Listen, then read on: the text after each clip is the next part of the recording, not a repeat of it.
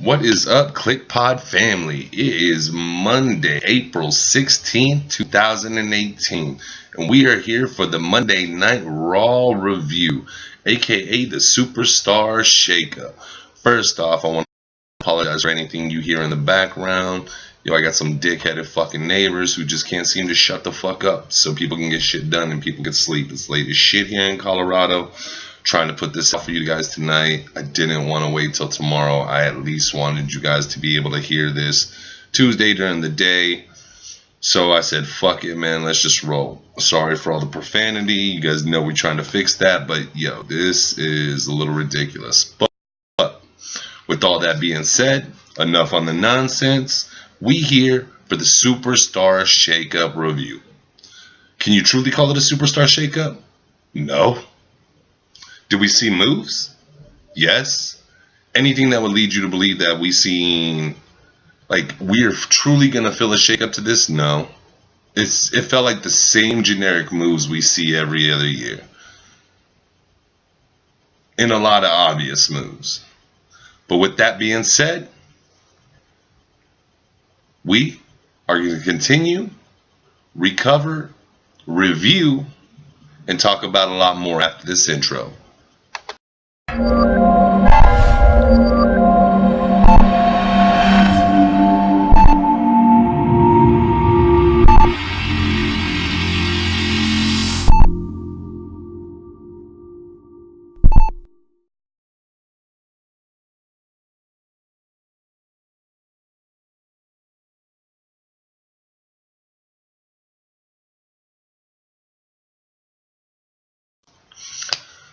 So what's up, guys? Thank you as always for joining me. It's your boy JG of the ClickPod. Can't thank y'all enough. We love you. That's why we here. That's why I wanted to make sure this got out to you guys as soon as possible, and you guys didn't have to wait till tomorrow afternoon. So first off, I want to talk about some things coming. I want to do a lot more content for you guys. Me and Dean has been staying steady and true with the A through Z pay-per-view reviews. Definitely putting a lot of work in. Basically, I only get to come talk to you guys for the Raw and SmackDown review. Well, enough of that. I want to get content up every day. If not every day, 5 out of the 7 days of the week, there will be some content for you guys to check out. Hey, if you guys haven't noticed, we're actually up to 87 videos. Very exciting. Hopefully, we'll do something super special for that 100th video. Man, I can't believe we're almost about to hit 100, guys. It's crazy. It's almost as if we started this yesterday, you know? Man, such an exciting journey. So much we've learned from this. I mean, just from the quality of video alone, we've gone from in-your-face, man, that must be really tough to watch, to, hey, this is a lot more smoother and a lot more enjoyable. And we're not stopping here, guys. Like I always tell you guys, I'm going to keep learning on how to improve these videos to make them better at images, clips, things like that, to make it more fun, exciting, and enjoyable. I'm computer illiterate, so it takes me a little bit longer than everybody else to catch all this, but we're definitely going to get there, guys. But enough of that, man. Let's go ahead and talk about tonight's Monday Night Raw, aka the Superstar Shakeup review.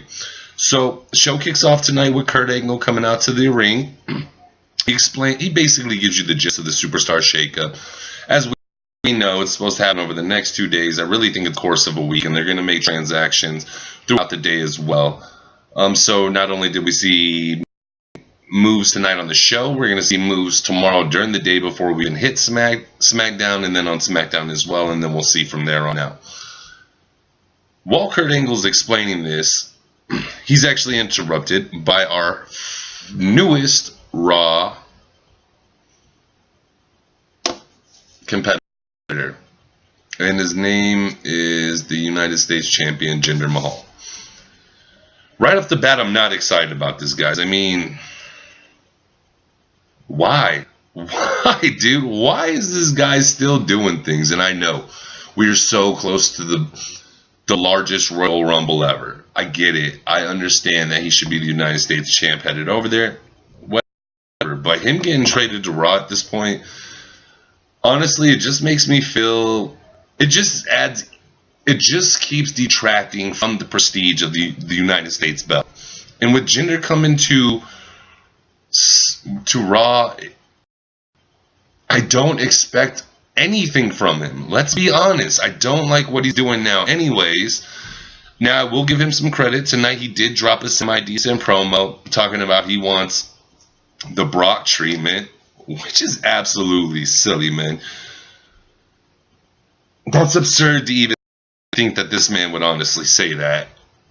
But thank God Kurt Angle lets Jinder know that his first night on Raw, he's going to be in a match for his title, and it's going to be an open. And who wants to compete against Jinder for the United States Championship? Lo and behold, guess who comes out? Mr. Jeff Hardy. While this is actually going on, I actually realized, man, I was getting caught up in my own thoughts. And the thing I was thinking at this time is, how good would that United States Championship look on Finn Balor? That would look absolutely amazing. I think he would bring so much prestige back to that belt. Man, and get the Balor Club and just really protect it, man. Really build the prestige. Don't make it a heel faction. Man, keep it that anti-hero faction, but at the same time, don't give him the mistreatment. Let him win. Let him dominate. Let him bring some true and honest prestige back to that belt. Let him get me excited to watch a mid-card match or a mid-card title match for Raw. That would be absolutely exciting. So that's what I caught myself thinking about during the entirety of the match. With that being said, it's nothing out of the usual. For me, it was a typical Jeff Hardy match. Hit his moves. Lo and behold, he walks away the new champion. Honestly, I was not expecting that, but I would much rather see the belt on Jeff Hardy than Jinder Mahal at this time. Hopefully, this pushes Jinder back from some of that TV time. But as we know, it's not. It's only going to push him forward and harder. So, then we get a backstage promo with Jinder. Lo and behold, in the background, we hear No Way Jose's music, No Way Jose chanting, and then we see him and his people going out to the ring. I'm excited to just continue to see the work No Way Jose is going to do, man. I definitely thought he was something. I thought he was a great call-up to the roster. And it's just the right time for No Way right now. Okay, strike while the iron's hot. And I know you got a lot of you guys might get the first initial feel that I got when, you see the party train with No Way Jose is the Rosebuds. I mean, that should be an instant reaction, instant thought when you've seen that. But I'm believing in the WWE. I'm believing this is going to be pushed the right way, and we're going to lose this. He's going to become heel, but when he goes heel, it's not going to be of the same faction that Adam Rose was. People would be more accepting, but at the same time,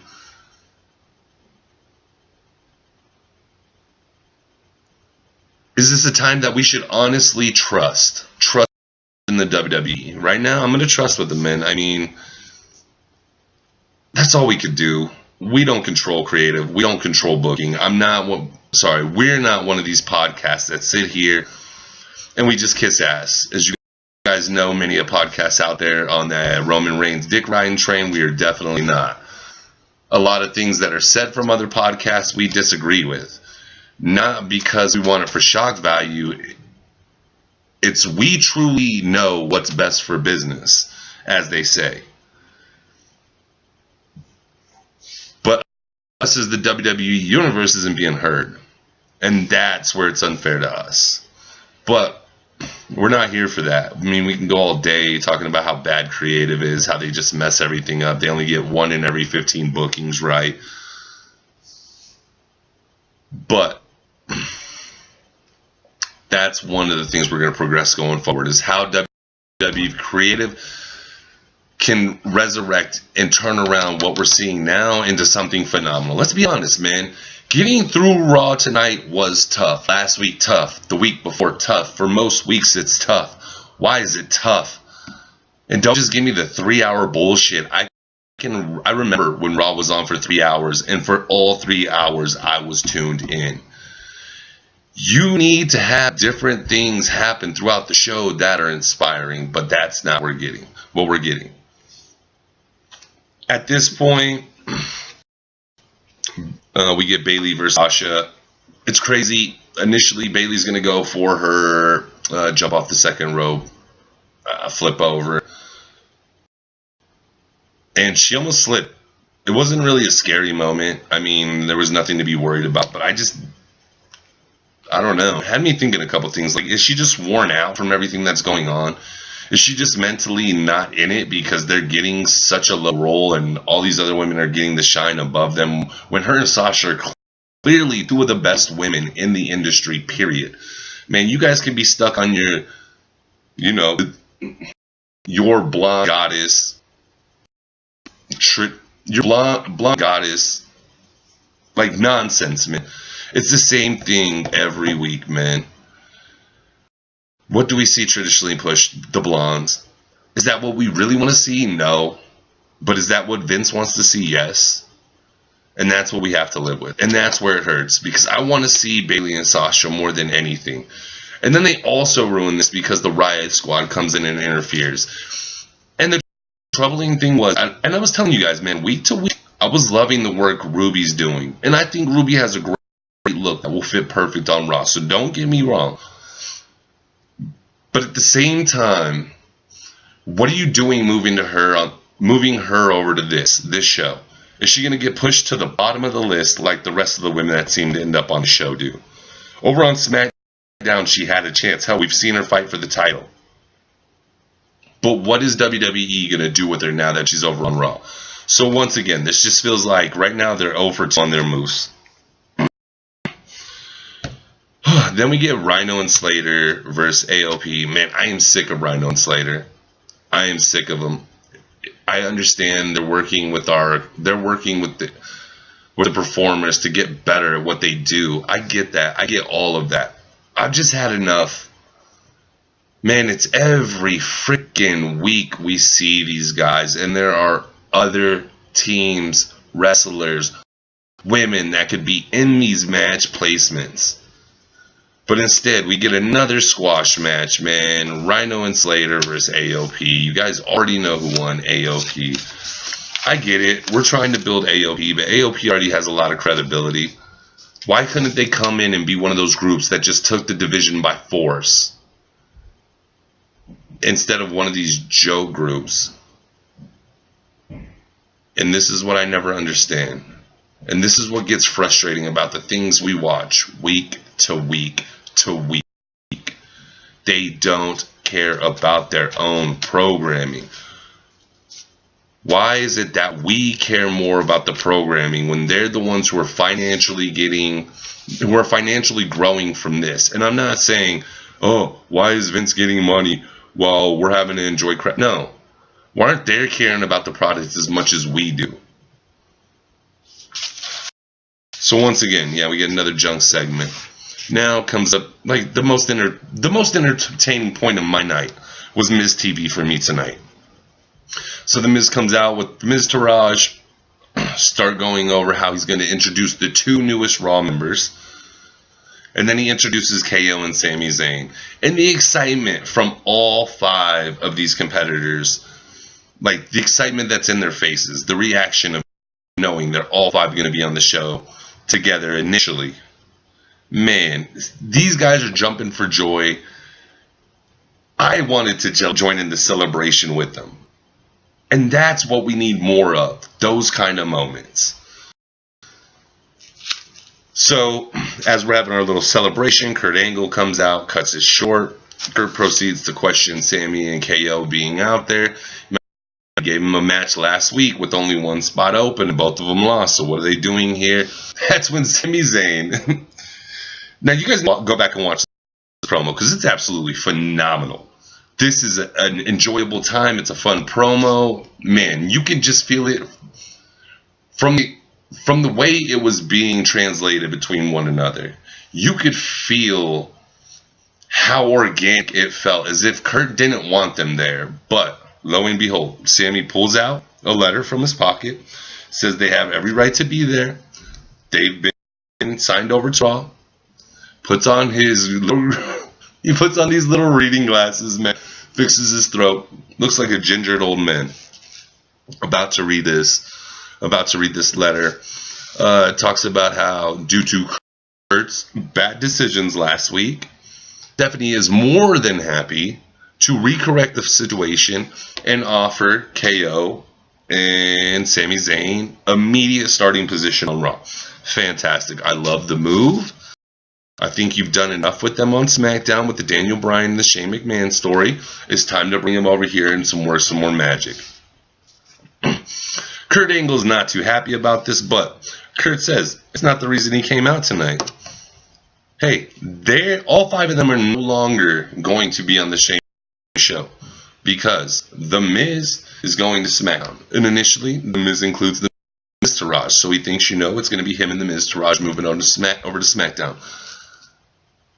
Fortunately for us, unfortunately for The Miz, he found out he has to make this move alone. Good. Maybe we'll see The Miz get back on his winning ways on his own. Even though we all really know it's to see Daniel Bryan versus The Miz. The yes kick versus the imitation it kick. I'm looking forward to that match with so much intrigue, hype, and excitement. Just watch what they do with this. I think this will be amazing. Kurt Angle also announces that we're going to get a 10-man tag match at the end of the night. It's going to be Finn, Seth, a hidden superstar who's coming over from SmackDown, Bobby Lashley and Braun Strowman versus The Miz Taraj, KO, and Sami. You guys know how I feel about the multi-man match. Every week it's the same shit, and I understand why they did it this week. After seeing the ending of Raw, I get it a little bit more, but I think you could have just had this a 6-man tag rather than a 10-man tag, but I know you're trying to get Sami and KO on there as well as Lashley and our new superstar arriving. After this, we get Bray and Matt Hardy. I thought this was a little cool thing, man. At first, it initially goes on Bray. He's in a black box. Pans over to the right, and then we see Matt Hardy in his white box. And then it pans back. And we actually see both of them in their boxes. Bray still in the dark one. Matt still in the... I thought this was a really cool effect, man. And then we get the Bray Wyatt excited positive voice, which still freaks me out. I'm so used to the Eater of Worlds voice. But with the, it's wonderful, I'm enjoying it. I told you I wanted to see where they took this. I think there's a lot of intrigue behind this. I've heard some stories over the weekend that we may dive into a little later in the week that might be exciting moves for Bray Wyatt. But I thought this was a cool moment.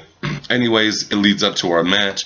Bray Wyatt and Matt Hardy versus the Revival. Winner meets The Bar at the largest Royal Rumble ever. I'm going to give you guys 2 seconds to guess who the winner is. 1, 2. It wasn't The Revival. The Revival, guys... It's tough seeing a great tag team get called up to the main card. Or sorry, the big show. No pun intended. And just get buried, completely buried. The Revival had so much going for them, and I know there was an injury right off the bat, which really killed their momentum. But when they came back, you could have picked that momentum back up where it had left off. But instead, you just let these guys flounder. And if any team's in need of a superstar shakeup, it's these guys, man. It is definitely these guys. They need to get off this show and get over to SmackDown. Get some true competition. How good would it to see them against the New Day, the Usos, like things like that. So hopefully we get some excitement going forward with that, guys. But Bray Hardy, that's what we're gonna call him from now. Bray Hardy get the win. So they will face The Bar at the largest WrestleMania ever, guys. Next, we get Nia Jax on commentary. Ember Moon versus Mickie James. Overall, I didn't think it was a good match or a bad match. I thought it had some positive moments. A little too much kicking between these two for me, but I can live with it. The Eclipse is, like I always say, it's probably one of my favorite finishers to watch in the game right now. And that intensity that Ember Moon brings to the ring with every move, with every motion, you can see, man, she's not even... The intensity that she brings is what you're supposed to bring, man. It invigorates the crowd. Okay, it gets us excited for more. I really enjoyed this. The only part I didn't enjoy in this match is the Alexa Bliss little interview in the middle, man. Of course, she brings up how, you know, she's the victim now and Nia's the bully, trying to rub it in her face that she has the championship when she was set due to be on commentary tonight with Nia. It's nonsense. I'm over this. Ember Moon wins with the Eclipse. Once again, hits it off beautifully, man. If you guys want to see, go watch tonight's Eclipse against Mickie James. Mickie James sells this like this is the most intense move we've ever seen in our life, guys. With that being said, we find out the Fashion Police are on Raw, have moved over to Raw. Super exciting, let me tell you. What are they going to do with them over here? I mean... We'll talk about this a little later. I don't want to spoil anything a little later in the show. All right.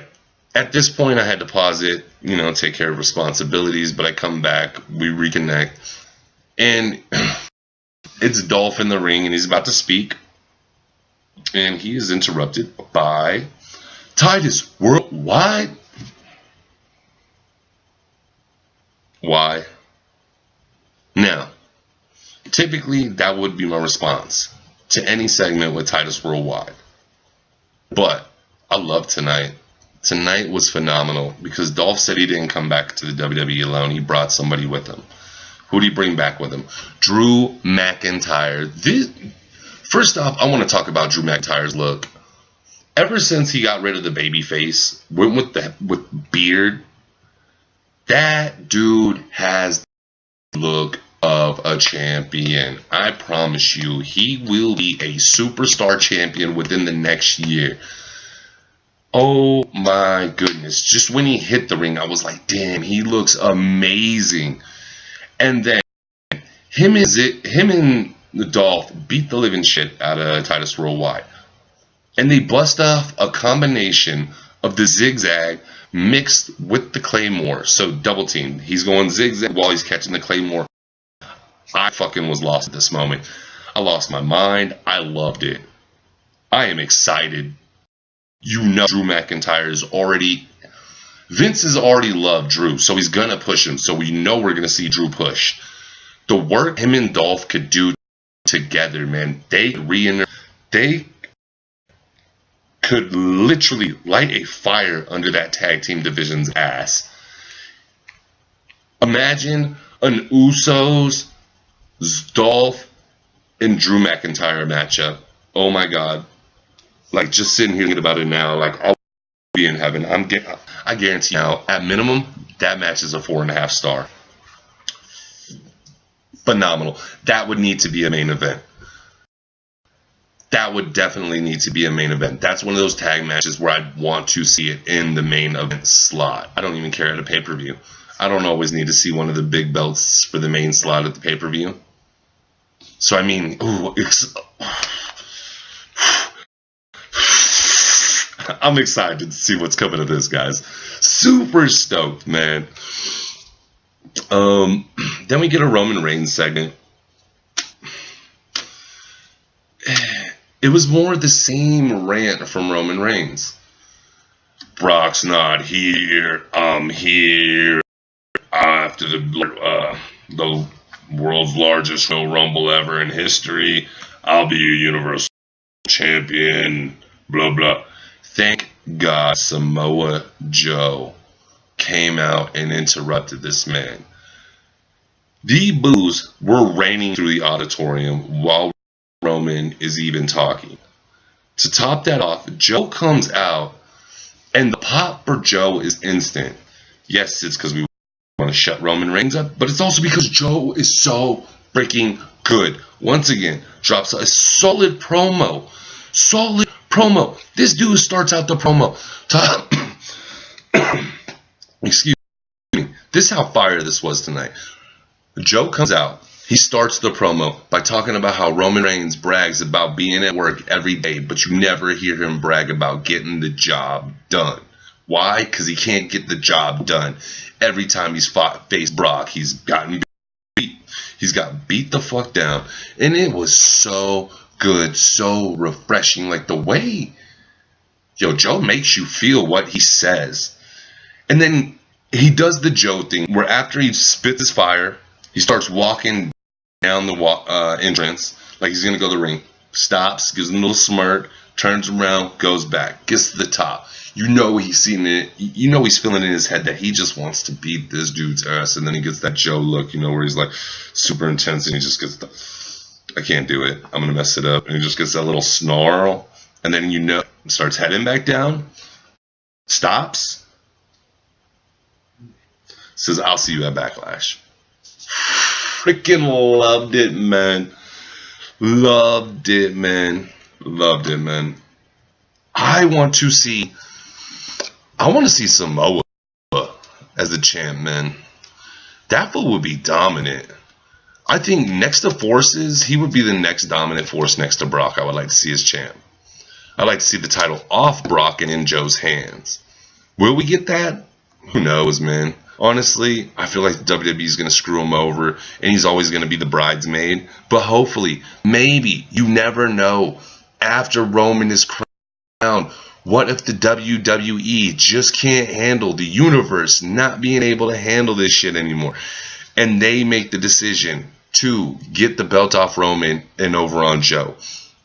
Because Joe knows what he's doing. Joe is a great heel. His promo work, great. His in-ring ability, great. If you guys sit here and bring up the injury nonsense to me, the few people he's injured, everybody's injured somebody. Are you kidding me? AJ Styles, the best wrestler in the company, literally has broken a man's neck. So let's not forget that. Accidents happen in the rings, guys. But Joe as champ, that would never be an accident. That would be absolute glorious. Then we get where I tune out for a nice little 5-minute segment. Mandy Rose is accompanied by Sonya Deville down to the ring.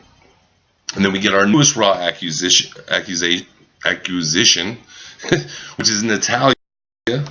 Which, if you guys have been listening, man, to the Tuesday Night SmackDown reviews, I've said she's needed this. One of the superstars that needed the shake-up was Natalya. So this is one of the moves I do like seeing move over to the Raw. She looked good tonight. I liked her hair pulled back. She looked amazing in the ring. Quick little match. It's against Mandy Rose. I didn't really expect much. She gets the win, of course. Then she's attacked by Deville. Lo and behold, this is all a setup for Ronda Rousey to come out. This part I didn't like. Deville and Mandy leave the Rose. They're looking at the apron while Ronda's attending to the just recently attacked Natalya. Sonya Deville gets in the ring, not minding it yet. She goes to make a strike on Ronda. Ronda blocks it, goes for a body punch. First off, if you're going to go for a body punch, get some connection so I at least believe it. But there's no connection. Or get a better camera angle. But there's it. And it's one of those ones that you're just like, oh my God, that was so bad. Fine, I can live past that. Then they proceed to allow her to throw a combo. I'm sorry. I have a question for you guys. If you saw this part tonight, go ahead and leave me a comment. Tell me what you thought. What you thought of her combo. Now, as everybody who knows me will tell you, I'm an avid UFC MMA fan, period. Happen to live in Colorado. We have great local talent here. Not only that, man, I absolutely love the UFC. And I'm not just talking about your major fighters, man. Like young and upcomers, I just really appreciate, love, and understand the sport. With that being said, that combo was hideous. Make it believable. Okay? Make it believable. That's all I ask. Don't do this little crap combo that wouldn't hurt a flea. Okay, and then expect me to think Sonya was affected by this. A little disappointed, but I'm not going to really sit here and harp on Ronda, guys. Once again, this wasn't a match. All it was a segment. I don't think she should be in charge of her own work anyways. I think she should have a mouth, which should be Paul Heyman. Paul Heyman in charge of the UFC. Former UFC men's champion, heavyweight champion Brock Lesnar, and former women's bantamweight champion Ronda Rousey. I think that has a phenomenal ring to it. We've already seen Ronda in the ring. She performed great. I'm not going to have any complaints. All I'm going to say is let's continue to work on these promos. Let's continue to work on how you react with somebody outside of a match in a quick momentary burst segment. Okay, I think that's what you're missing. And that's, once again, the thing we always talk about, the key to detail, the key to detail, the detail. Week in and week out, we always bring up something about detail, how they either did something with the detail that added more to the show or the segment, or how they didn't add enough detail and it took away. This is one of them ones where I think they needed to add more, work on that more precisely. When she's in a ring, I feel she feels more comfortable. I think it takes her back into the environment of being in an octagon, and I don't think what people are realizing. Of course, and this is what I didn't see before, because I should have known that her wrestling in-ring ability would be good. For the fact that she's a competitor, she always accomplishes what she sets out to do. She actually loves and is passionate about the WWE and wrestling as a whole. But not only that, she's comfortable when she's inside that octagon. It's when you get a microphone in front of her where you can see her nervous. Or little spots where she's not in that fighting zone. She realizes there's a world around her watching her.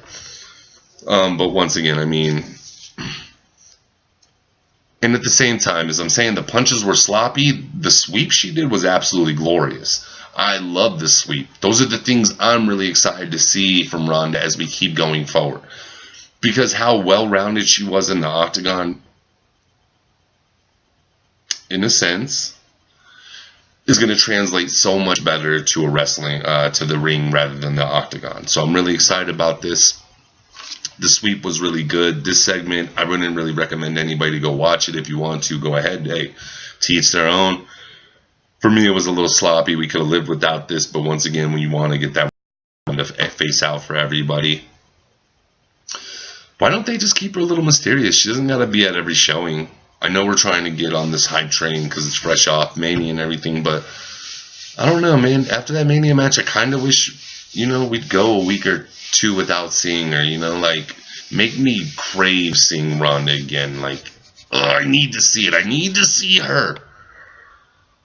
But I'm pretty sure we'll continue to talk about that as we continue to watch Ronda's career and her growth as a superstar, as a ultra mega superstar.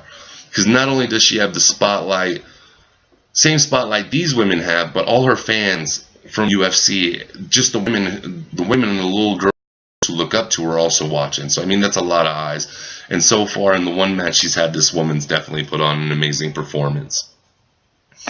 Then we get somebody who's not even on the show. It's just one of them introductories. Hey, Baron Corbin is now on Raw. So, Baron Corbin is now a Raw superstar.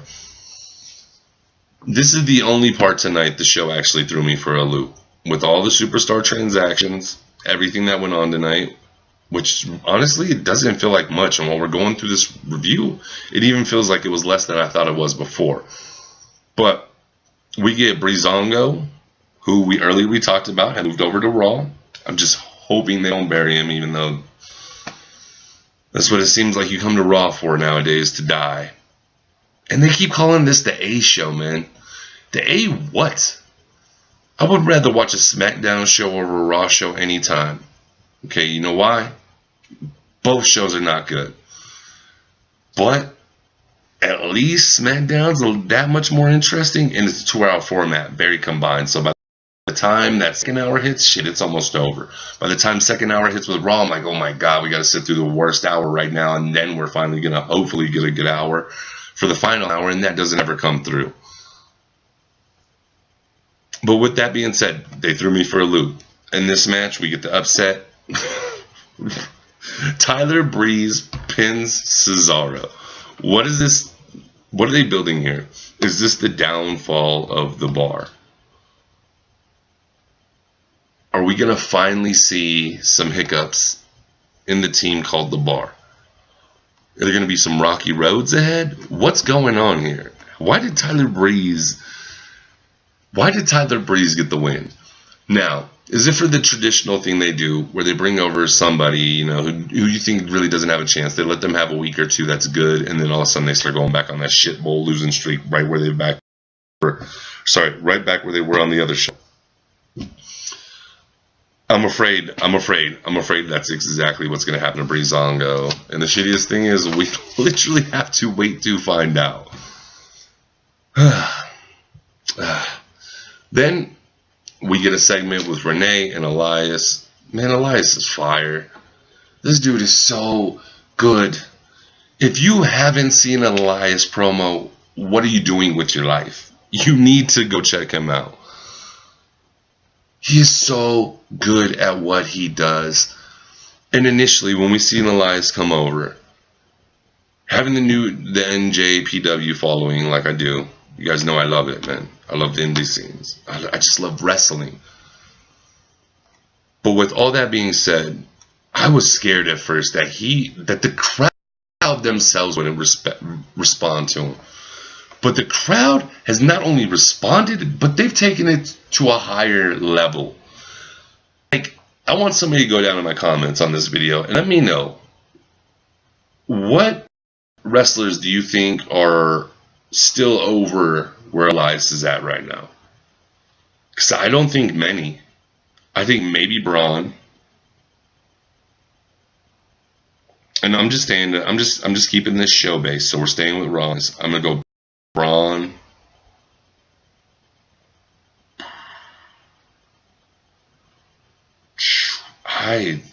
Rusev Day.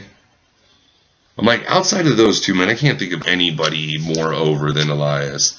And once again, now Elias is on his high horse, man. He don't play those small town. You don't play them small towns. You don't play those small venues no more. Elias, he's on the big and better things.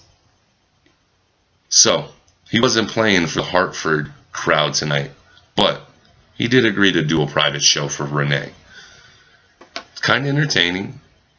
I didn't like Renee through this part.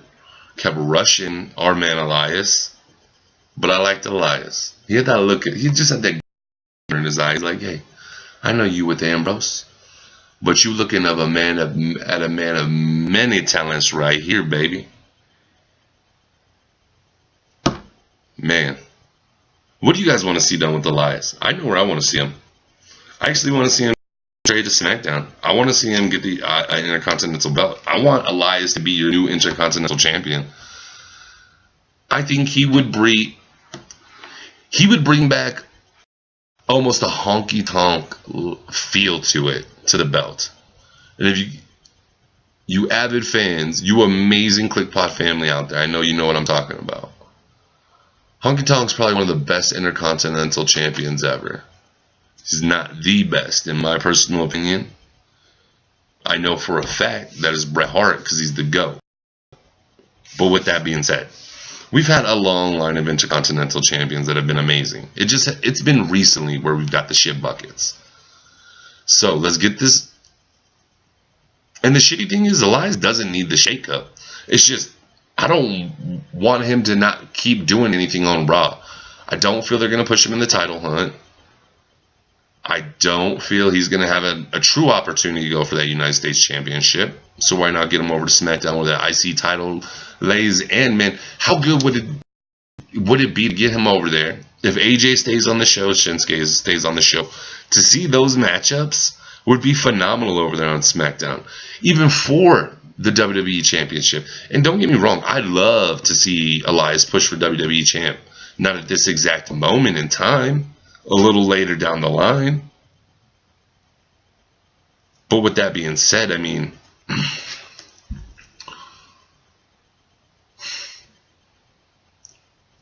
what really is there for him to do on Raw other than keep being over and getting garbage time and garbage matches? Hell, we haven't even been getting him in matches recently.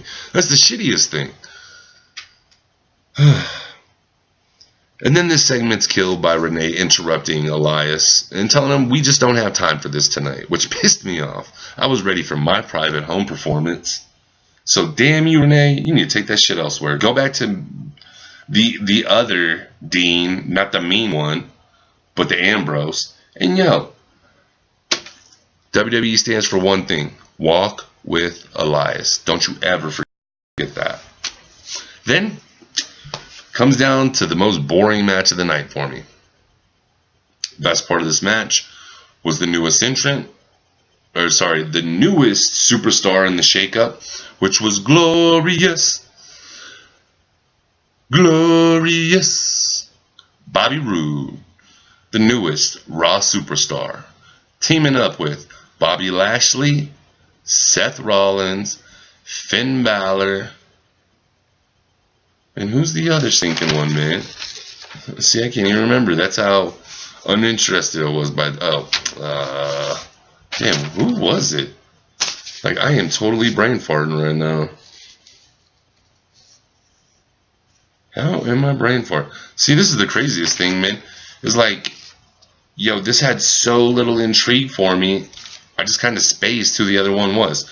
But of course, my dumb ass figures the biggest, baddest one of them all, Braun Strowman.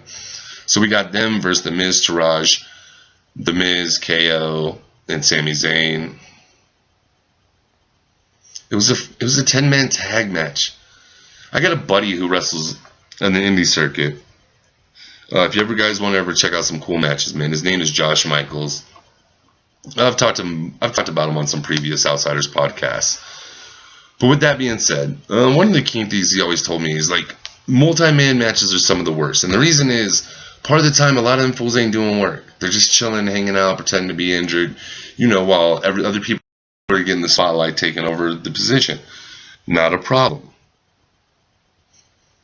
But when it's week in, week out, week in, week out, week in, week out, and I understand the reason. The setup here was The Miz, Taraj betrays The Miz.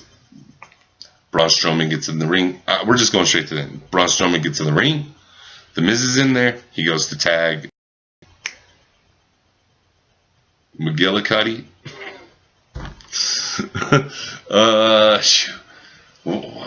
God, I cannot even think right now. Kurt Hennig's son. Why can I not think of this fool's name right now?